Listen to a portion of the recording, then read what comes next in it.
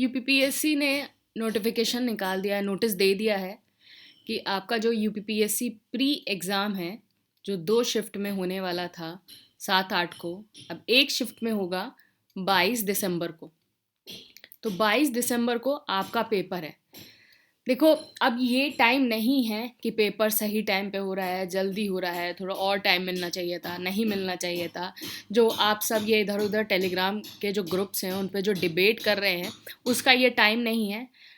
UPPSC ने notice दे दिया है और नोटिस के हिसाब से जो ऑफिशियल आपकी एग्ज़ाम डेट है, वो 22 दिसंबर ही है। चाहे वो जल्दी है, देर से है, सही है, उससे कोई फ़र्क नहीं पड़ता है। अभी ये टाइम है कि इस तारीख को 22 दिसंबर को मान के आपको अपनी तैयारी करनी है। 22 दिसंबर आपकी एग्ज़ाम डेट है। ये सारी डिस्कशन जो है, जो सारे टॉपिक्स हैं, उनको छोड़ दीजिए और जो है पेपर के लिए प्रिपेयर करना शुरू कर दीजिए। 22 दिसंबर जितनी आपकी जो किताबें हैं ना, जिन पे धूल लग रही है, तो उन थोड़ी धूल को थोड़ा झाड़ लो और जो है पेपर की तैयारी कर लो। अच्छी खासी आपकी वैकेंसीज़ हैं। टाइम भी ठीक-ठाक मिल ही गया है आपको। टाइम अच्छा खासा है। अभी हम स्टडी प्लान डिस्कस करेंगे कि किस तरीके से और इस टाइम को अच्छे से मैनेज किया जा सके, जिससे आप आसानी से जितने दिन आपके बचे हैं, आप अपनी प्रिपरेशन कर सकें। तो ये नोटिस है, तो हम जो है बाकी सारी चीज़ें कंप्लीट स्ट्रैटेजी जो है, ऑफिशियल एग्ज़ाम डेट आपको पता चल गई है, कंप्लीट स्ट्रैटेजी जो है उसकी हम देख लेते हैं, इसको डिस्कस कर लेते हैं।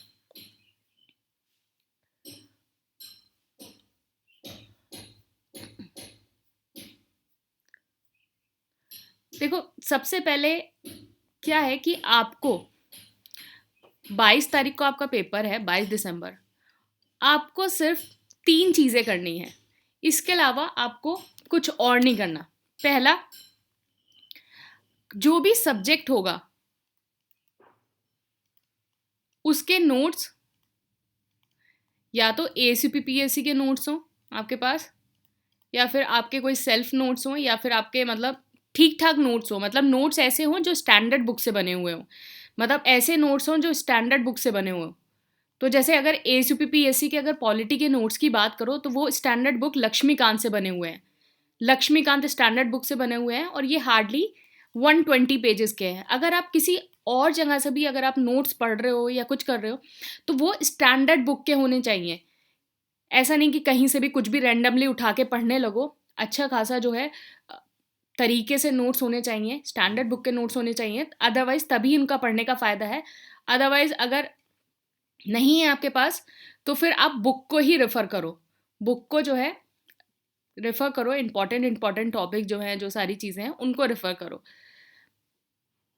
तो मैं आपको इम्पॉर्टेंट टॉपिक्स का जो है, वो वीडियो आपको शेयर कर दूँगी। आज या कल मैं सारा वीडियो शेयर कर दूँगी, तो आप उस इम्पॉर्टेंट टॉपिक्स वाले जो वीडियोज़ हैं, उनको देख सकते हो, अगर आपके पास नोट्स नहीं है। अदरवाइज़ आई सजेस्ट यू कि एसीपीपीएससी के अगर नोट्स आप अगर पढ़ लेते हो, तो ठीक है, अदरवाइज़ आप बुक को रेफ़र करो। तो पहली चीज़ हो गई आपकी नोट्स। दूसरी चीज़ हो गई आपकी पीवाईक्यूज़। देखो, पीवाईक्यूज़ पीवाईक्यूज़ अपना एक अलग इम्पोर्टेंस है। पीवाईक्यूज़ को नेग्लेक्ट मत करो बिल्कुल भी। तो पीवाईक्यूज़ आपको क्या करना है, पहला ये है, देखो यूथ कंपटीशन की ना एक ब्लू कवर की बुक आती है, जिसमें सारे यूपीपीएससी के क्वेश्चंस होते हैं। सारे यूपीपीएससी के मतलब सारे एग्जाम के, पीसीएस के हो गया, आरओ का हो गया, बीईओ का हो गया, आपका जितने भी सारे यूपीपीएससी एग्जाम कंडक्ट कराता है, एएफसी का हो गया, आपका फॉरेस्ट वाला जो एग्ज़ाम होता है, एक्सेट्रा, जितने भी सारे एग्ज़ाम कराता है, उसकी ये ब्लू कवर की बुक है। आप इसको पढ़ लीजिए, एक-एक क्वेश्चन को सही से कर लीजिए। इसमें बस थोड़ा ध्यान रखना, कहीं न कहीं ना इसमें मिस्टेक्स हैं थोड़ी बहुत, तो थोड़ा थोड़ा उसको ध्यान में रख के चलना। ये ब्लू कवर अ, वाली किताब जो है, ये बुक जो है मोर देन सफिशिएंट है इस टाइम के लिए। या फिर अगर किसी ने घटना चक्र ऑलरेडी पढ़ रखी है, मैं उनको कह रही हूँ जिन लोगों ने ऑलरेडी घटना चक्र पढ़ रखी है, घटना चक्र पढ़ रखी है, उसमें टिक लगा रखे हैं, सब लगा रखे हैं, तो वो अपनी घटना चक्र को रिवाइज़ कर सकता है। लेकिन अगर किसी ने घटना चक्र नहीं पढ़ रखी है, तो वो अगर वो इस बुक को भी पढ़े, तो कोई प्रॉब्लम नहीं है। यूथ कंपटीशन, साथ में इसके एक और किताब है पीवाईक्यू की, जिसमें 30 ईयर्स प्रीवियस क्वेश्चन है। 30 ईयर्स प्रीवियस क्वेश्चन है, मतलब 1990 वन से लेके आपके 2023 तक के मोर देन 30 ईयर्स के जो क्वेश्चंस हैं वो सारे क्वेश्चन पेपर वाइज आप सारे क्वेश्चन कर लेना। देखो शुरू में क्या है कि आपके इसमें हर उसमें 20-30 क्वेश्चन अराउंड करंट अफेयर के हैं, जैसे 91 के पेपर में करंट अफेयर के क्वेश्चन, तो वो सारे क्वेश्चन आप स्किप कर देना। बाकी सारे क्वेश्चन जो है जीएस के जो क्वेश्चन है उनको कर लेना। इकोनॉमी के क्वेश्चन है वो भी करंट अफेयर बेस्ड है, तो उनको आप स्किप कर सकते हो। तो जीएस वाले क्वेश्चन जो है उनको आप अच्छे से कर लेना। पीवाईक्यू के लिए आपको ये करना है, पीवाईक्यू के लिए। तीसरी चीज हो गई करंट अफेयर।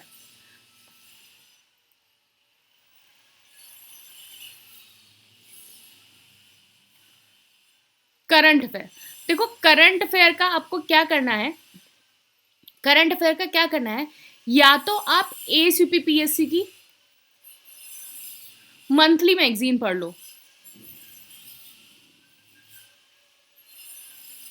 उसके अलावा आपको कुछ भी करने की जरूरत नहीं है। अगर आप ये नहीं पढ़ रहे हो तो आप क्या करो, आई दृष्टि वाली जो किताब है उसको पढ़ना, साथ में कोई भी एक मैगजीन, क्योंकि आई दृष्टि की किताब अकेले में सफिशिएंट नहीं होगी, तो आपको इसके साथ कोई एक मैगजीन पढ़नी होगी। जैसे आप क्रॉनिकल पढ़ सकते हैं, क्रॉनिकल आईएएस वाली, ये मंथली आप पढ़ेंगे।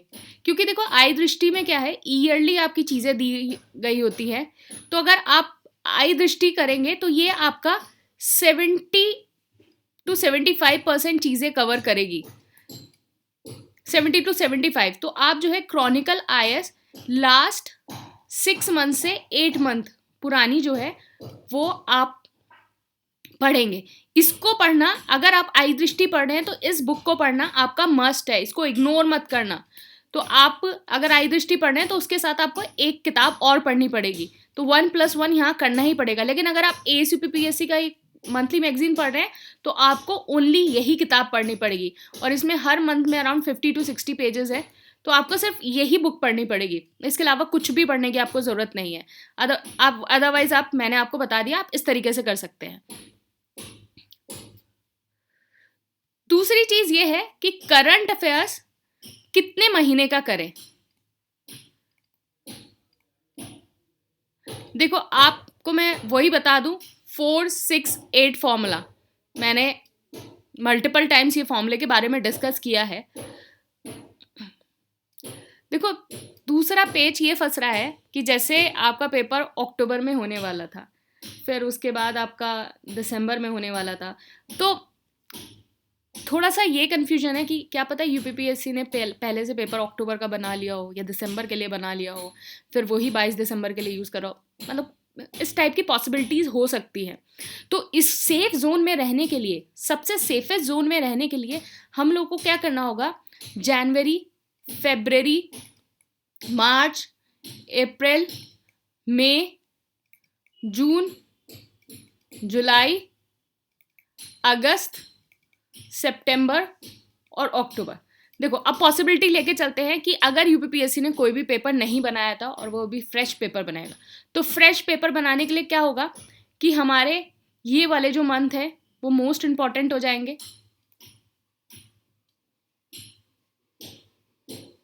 ये वाले मंथ है हमारे मोस्ट इम्पॉर्टेंट हो जाएंगे, जुलाई से लेके अक्टूबर। फिर उसके बाद ये इम्पॉर्टेंट हो जाएंगे,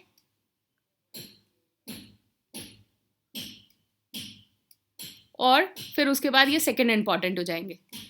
तो मतलब मार्च से लेके अक्टूबर तक। सपोज अगर पेपर अगर थोड़ा सा पुराना आता है, मतलब 27 अक्टूबर वाला आता है, इन केस अगर हम उसको भी मान लेते हैं, तो तब हमारा क्या होगा कि हमारा अगस्त से लेके मई तक हमारा मोस्ट इम्पॉर्टेंट रहेगा। फिर उसके बाद हमारा ये वाला इंपॉर्टेंट रहेगा, मार्च एंड अप्रैल, और जनवरी फरवरी हमारा वेरी इंपॉर्टेंट। तो ऑन अ सेफर साइड आप क्या करिए, ऑन अ सेफर साइड आप जनवरी से लेके अक्टूबर तक का करंट अफेयर्स पढ़िए। जनवरी से लेके अक्टूबर तक का करंट अफेयर आपके लिए पढ़ना ज़रूरी है ऑन अ सेफर साइड। और फिर भी अगर देखा जाए, अगर इस भी पूरे आपकी जो ये जनवरी से अक्टूबर है, अगर इसमें भी देखा जाए कि आपको कौन से मंथ का सबसे ज़्यादा इंपॉर्टेंट पढ़ना है, तो सबसे ज़्यादा इंपॉर्टेंट आपको पढ़ना है मार्च से लेके अक्टूबर तक का करंट अफेयर। ये आपका मोस्ट इंपॉर्टेंट करंट अफेयर है, मार्च से लेके अक्टूबर का। मार्च से लेके अक्टूबर तक का करंट अफेयर जो है आपका जो है सबसे ज़्यादा मोस्ट इंपॉर्टेंट करंट अफेयर है। तो इस करंट अफेयर पे जो है आप सबसे ज़्यादा फोकस करें। जनवरी फरवरी का भी आप पढ़ सकते हैं, पढ़ेंगे तो थोड़ा बहुत बेनिफिट हो जाएगा। तो जनवरी से लेके अक्टूबर तक का करंट अफेयर आपको पढ़ना है, और मार्च से लेके अक्टूबर तक का करंट अफेयर आपके लिए सबसे ज़्यादा इम्पॉर्टेंट है। मुझे लगता है सारी चीज़ें समझ में आ गई होंगी, जीएस से रिलेटेड भी, पीवाईक्यू से रिलेटेड भी, करंट अफेयर से रिलेटेड भी। तो देखो हम शेड्यूल जो है, प्लान जो है, उसको डिस्कस कर लेते हैं। सबसे प्लान, तो देखो प्लान आपका 18 तारीख से शुरू हो रहा है, 18 नवंबर से। 18 नवंबर से शुरू हो रहा है और आपको सबसे पहले पॉलिटी पढ़ना है। तो 18 से लेके 21 तारीख तक आप पॉलिटी पढ़ेंगे। तो ये 18 से 21 तारीख तक आप पॉलिटी पढ़ेंगे। पॉलिटी के लिए आप क्या कर सकते हैं, एसयूपीपीएससी के नोट्स। तो एसयूपीपीएससी के नोट्स का क्या फ़ायदा है पॉलिटी का? पहली बात, ये लक्ष्मीकांत से बने हैं, किसी और किताब से नहीं बने, लक्ष्मीकांत से पढ़ने हैं। दूसरी बात ये है 120 पेजेस के नोट्स, 120 पेज के नोट्स, जहां लक्ष्मीकांत जो है अगर उसके इंडिसेस, अपेंडिक्स और ये सब हटा दो तो अराउंड 600 पेज की किताब है वो, और इसको 120 पेजेस में लेके कंसाइज किया गया है। तो ये फ़ायदा है। अदरवाइज़ अगर आपने खुद के कोई नोट्स बना रखे हैं, अगर आपने खुद के लक्ष्मीकांत से नोट्स बना रखे हैं, कहीं और से नोट्स हैं, तो आप उस नोट्स को पढ़ सकते हैं। अदरवाइज मैं इंपॉर्टेंट टॉपिक्स आपको लक्ष्मीकांत के बता दूंगी, तो आप वो पढ़ सकते हैं। और मैंने घटना चक्र और यूथ कंपटीशन का आपको बता दिया है कि वो उसको किस तरीके से पढ़ना है। तो आप 18 को पॉलिटी का पहला टेस्ट देंगे, 19 को दूसरा, एंड 30 को तीसरा, और फिर उसके बाद 20th को तीसरा, और 21 नवंबर को जो है कंप्लीट पॉलिटी का टेस्ट होगा। तो इस तरीके से आपका 18 से लेके 21 तारीख तक पॉलिटी खत्म हो जाएगा। फिर उसके बाद ज्योग्राफी क्या है, एसयूपीपीएससी के नोट्स आपको पढ़ने हैं। साथ में मैंने आपको बता दिया घटना चक्र और यूथ कंपटीशन वाली बात, आप वो सारी चीज़ें, और इस तरीके से ही आप ज्योग्राफी का टेस्ट 1, 2, 3 एंड फिर ज्योग्राफी कंप्लीट टेस्ट आप देंगे 25 नवंबर को। इसी तरीके से हिस्ट्री का है, हिस्ट्री का टेस्ट 1, 2, 3 एंड 4, ये सारे सब्जेक्ट्स और टॉपिक्स लिखे हुए हैं। तो ये सारा टॉपिक वाइज है। तो आप पहले क्या कर रहे हैं, पहले आप सारी चीज़ों को टॉपिक वाइज देख रहे हैं और फिर इस तरीके से देख रहे हैं। देखो मैं आपको बताऊं इस टेस्ट सीरीज का और ये करंट अफेयर का क्या फ़ायदा है। फ़ायदा ये है,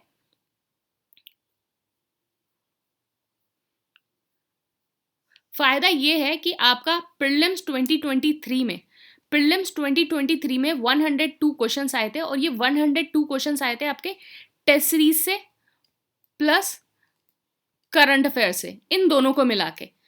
आप जो है नीचे पीडीएफ देख सकते हैं, आप वेरीफाई कर सकते हैं इस पीडीएफ से। इस पीडीएफ से वेरीफाई करने से आपको एक फ़ायदा ये है, आपको पता चलेगा कि किस तरीके का पेपर आता है और टेस्ट सीरीज को कैसे यूटिलाइज किया जाए। देखो टेस्ट सीरीज करने का तभी फ़ायदा है अगर टेस्ट सीरीज आपकी स्टैंडर्ड हो और यूपीपीएससी के पैटर्न पे हो। यानी कि बहुत ज़्यादा ऐसा सुपरफिशियल टेस्ट सीरीज आपको दे दी जाए, ऐसे क्वेश्चंस दे दिए जाएं जिनका यूपीपीएससी के क्वेश्चन से कोई लेना देना नहीं है। तो टेस्ट सीरीज जो है, अगर आप कोई और भी टेस्ट सीरीज कर रहे हैं तो मेरा सजेशन है थोड़ी स्टैंडर्ड टेस्ट सीरीज करना जो यूपीपीएससी से क्वेश्चन से बिल्कुल मैच करती हो। तो 102 क्वेश्चंस आए थे, आप यहाँ सारी चीज़ें देख सकते हैं। ऑलमोस्ट सारे करंट अफेयर के क्वेश्चन जो हैं वो कोर्स से और टेस्ट सीरीज से ही आए थे। तो यहाँ सारी चीज़ें आप देख सकते हैं।